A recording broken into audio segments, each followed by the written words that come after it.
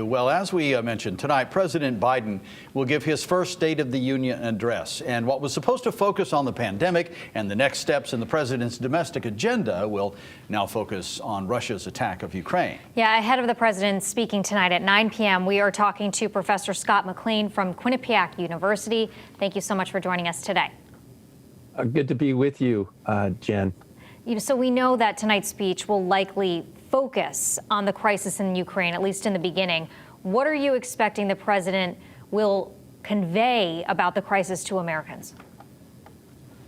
I think he'll talk about the big visionary democratic ideals that the country stands for. We have to remember that Joe Biden goes into this State of the Union with a pretty low job approval rating. It's about 37% in the Quinnipiac University poll.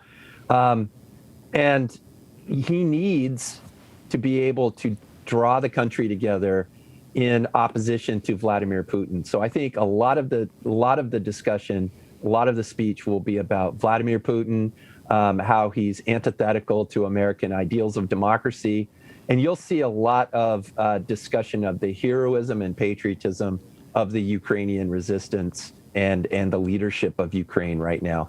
And that's very important. That's going to really set the stage because, as you said, Jen, there will be talk about some partisan things, proposals that the president has, what will happen with the Build Back Better, what will happen with the American Rescue Plan.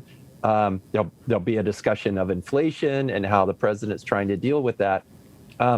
And so I think that those kinds of things, the impact, the partisan impact of those things, and the partisan spectacle that you're likely to see with people standing up and applauding on one side of the house for something and the rest in stony silence.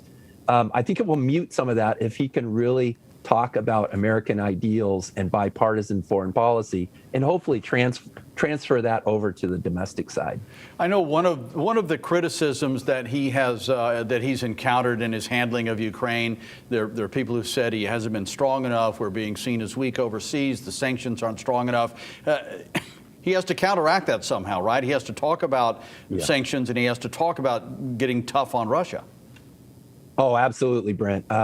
That's why I think it's critical that Biden comes out being tough on Putin and not really a reconciler, but just announcing to the people how he's going to ratchet up these sanctions and why they will have an impact. Now, one of the questions out there is, can Putin really be deterred? Can sanctions make him stop?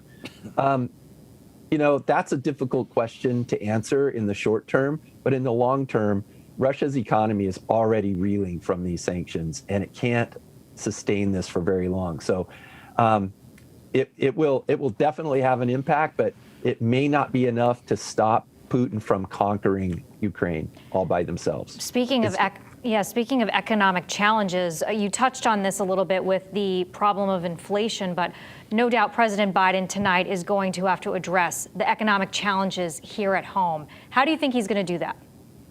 Well, I think he has to have some solutions to this. I think one thing that he'll definitely talk about is the supply chain issues that were part of that inflationary push lately, and talking about how that is getting better. He's also going to talk about,